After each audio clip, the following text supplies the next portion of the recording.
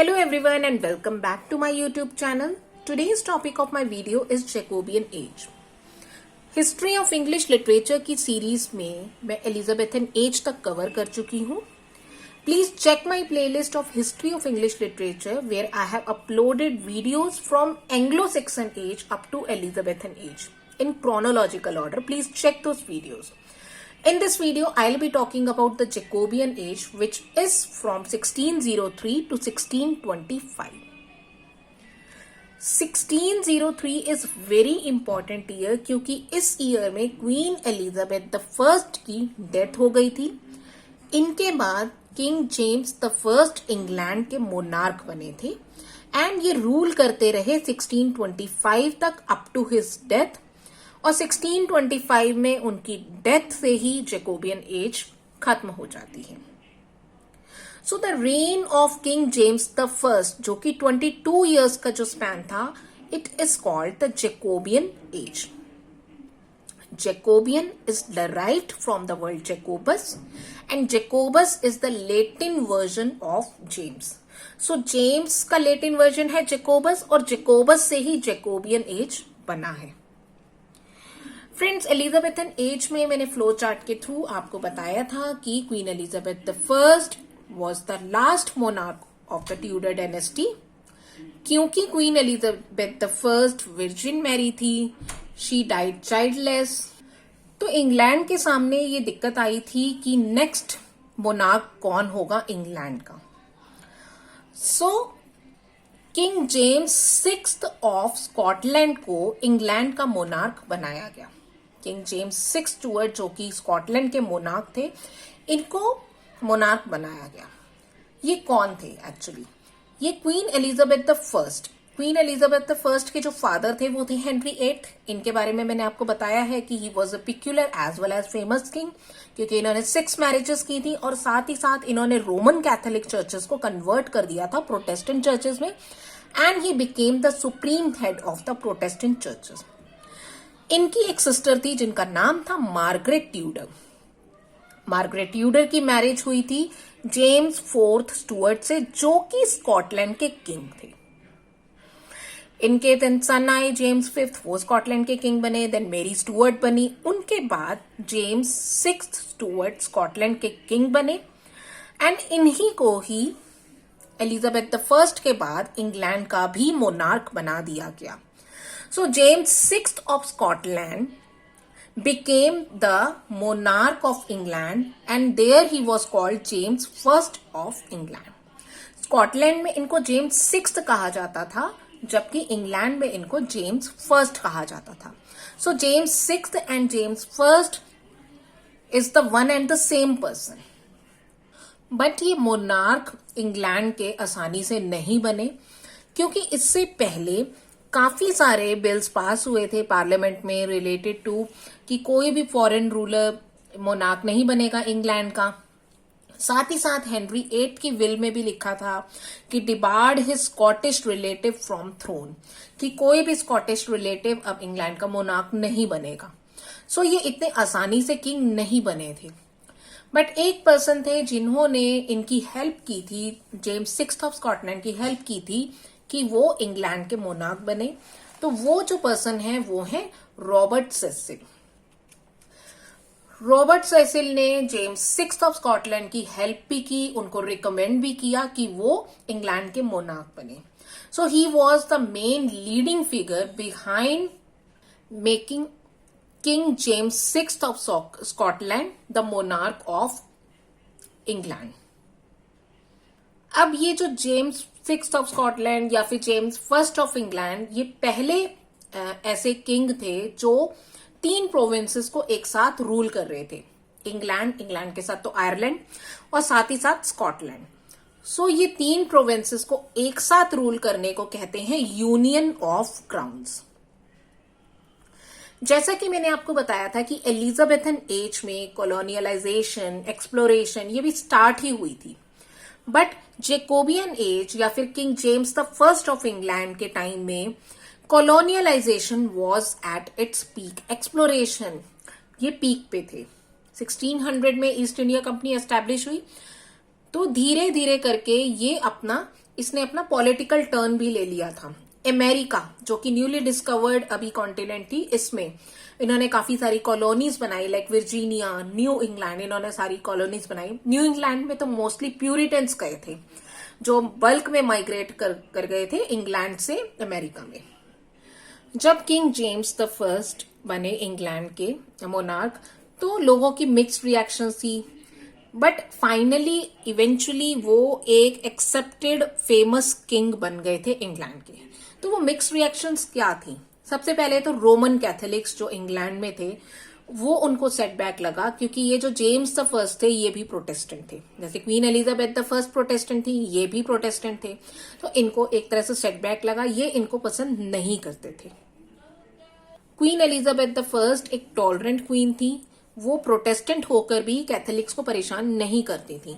But ये जो king James the first है ये थोड़े से स्टॉन्च प्रोटेस्टेंट थे। इन वर्ड्स तो ये कैथोलिक्स को कुछ नहीं कहते थे, बट इन डीड्स ये डिस्क्रिमिनेट करते थे। इनको जॉब अपॉर्चुनिटीज नहीं मिलती थी, इक्वल अपॉर्चुनिटीज इनको नहीं मिलती थी। So Roman Catholics were against James the first of England. बाकी कई लोग खुश भी थे, क्योंकि एलिजाबेथन रेन जो एक विर्जिन एलिजाबेथन रेन जो 45 इयर्स का था, उसके बाद अल्टीमेटली एक मेल मोनार्क आया है, और साथ ही साथ वो ऐसा मोनार्क जो कि मैरिड भी था और उसके किड्स भी थे। सो एक पॉलिटिकल स्टेबिलिटी भी है कि after king James one hierarchy maintain रहेगी, उनके जो चिल्ड्रन है वो मोनार्क बनेंगे। और साथ ही साथ वो बहुत ही ज्यादा एक्सपीरियंस्ड किंग थे, क्योंकि उनका जो बर्थ था वो 1566 में हुआ एंड 1567 में ऑलमोस्ट 1 ईयर की एज में ही वो मोनार्क बन गए थे। और अपनी टीन एज तक आते आते ही वो एक पावरफुल मोनार्क के रूप में एमर्ज हुए थे स्कॉटलैंड में। सो एक बहुत ही ज्यादा एक्सपीरियंस्ड किंग थे, पहले से ही उनको रूल करने का एक्सपीरियंस था, तो वो आए थे इंग्लैंड में मोनार्क बन के।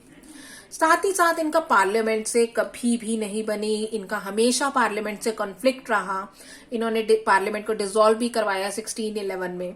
सो पार्लियामेंट और ये एक तरह से एंटी थे, but overall he turned out to be accepted king of England. और 1603 में ब्यूबोनिक प्लेग भी आया। दिस इज वेरी इंपॉर्टेंट, क्योंकि 1603 में क्वीन एलिजाबेथ द फर्स्ट की डेथ हुई, जेम्स फर्स्ट मोनार्क बने, एंड 1603 में ही प्लेग भी आया।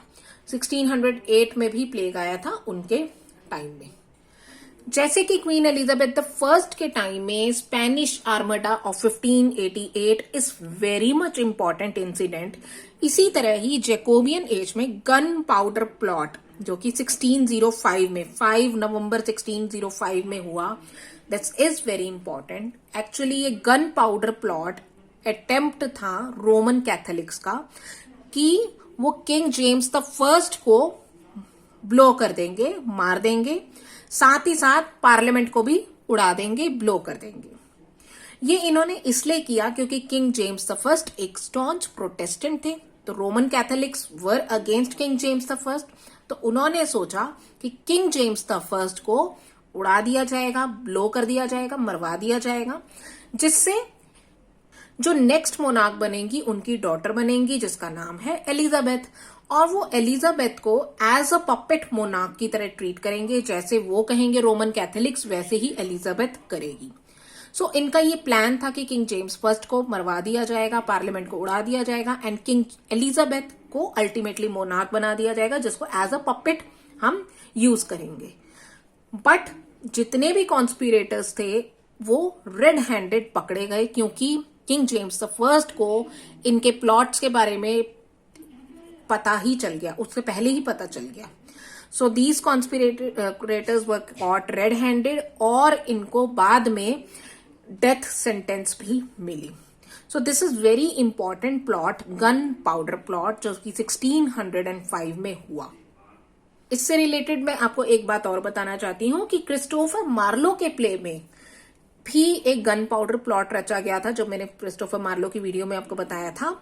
और वो गन पाउडर प्लॉट उनके play the Jew of Malta में रचा गया था, जिसमें द जू था बाराबाज, उसने गन पाउडर प्लॉट बनाया, बट वो अपने ही प्लॉट में ट्रैप हो गया एंड अल्टीमेटली उसकी डेथ हो गई. So this gunpowder plot is very important, 1605, which was against King James the First. और ये भी क्वेश्चन में आ सकता है कि गन पाउडर प्लॉट मार्लो के किस प्ले में था. गन पाउडर प्लॉट मार्लो के द ज्यू ऑफ माल्टा में था. King James the first he expounded divine right of king. According to him जो किंग है, king is equivalent to God, God के समान है, और गॉड ने किंग को भेजा है रूल करने के लिए, and everyone has to accept and follow the rules of king. Everyone has to obey the king, क्योंकि king is just like God. तो उन्होंने डिवाइन राइट ऑफ किंग को एक्सपाउंड किया, और उन्होंने इनसे रिलेटेड 2 पॉलिटिकल ट्रीटीज भी लिखी. वो थी true law of free monarchies 1598 में, एंड 1599 में Basilikon Doron. True law of free monarchies 1598 very important political treatise है, जिसमें डिवाइन राइट ऑफ किंग को एक्सपाउंड किया था. साथ ही साथ वो विचक्राफ्ट और नेक्रोमेंसी, काला जादू, जादू टोना, इन सब में भी वो विश्वास रखते थे, इंटरेस्ट था उनको. तो उन्होंने डीमोनोलॉजी लिखी 1597 में, और 1603 में इसका इंग्लिश ट्रांसलेशन भी करवाया. And the most important book related to King James the First is authorized version of Bible. Authorized version of Bible को King James version KJV, King James Bible KJB, या authorized version भी कहा जाता है.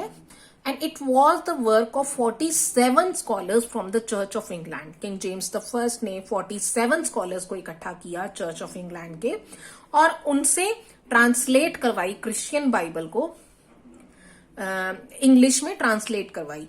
सो 1603 में ये वर्क स्टार्ट हुआ, 1611 में वो पब्लिश हुआ. तो ऑलमोस्ट 8 इयर्स तक ये वर्क चलता रहा, और अल्टीमेटली जो प्रोडक्ट आया authorised version of Bible 1611, very important date.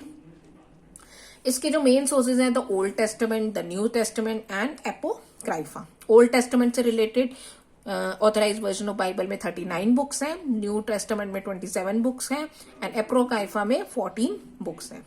तो इतनी सारी बुक्स हैं ऑथराइज्ड वर्जन ऑफ बाइबल. अगर हम लिटरेरी वर्क्स को देखें तो हम अपनी नेक्स्ट वीडियोस में हम डिस्कस करेंगे शेक्सपियर के लेटर प्लेस के बारे में. लेटर ट्रेजेडीज मोस्टली उन्होंने लिखी थी, Othello, Coriolanus, Antony and Cleopatra, King Lear and Macbeth. और बेन जॉनसन जो कि डोमिनेट करते थे इस एज को, इसके बारे में पढ़ेंगे. और उनको पोएट लॉरेट भी बनाया गया था अल्टीमेटली 1616 में किंग जेम्स फर्स्ट के द्वारा. फ्रांसिस बेकन को भी देखेंगे, Francis Beaumont, John Fletcher, John Donne, Robert Burton, Thomas Heywood, Thomas Dekker and Thomas Middleton. These are some of the major important writers of the Jacobean age, जिसकी हम बात करेंगे अपने आने वाली वीडियोज में. आप इसका एक बार स्क्रीनशॉट भी ले सकते हैं इस वर्क का.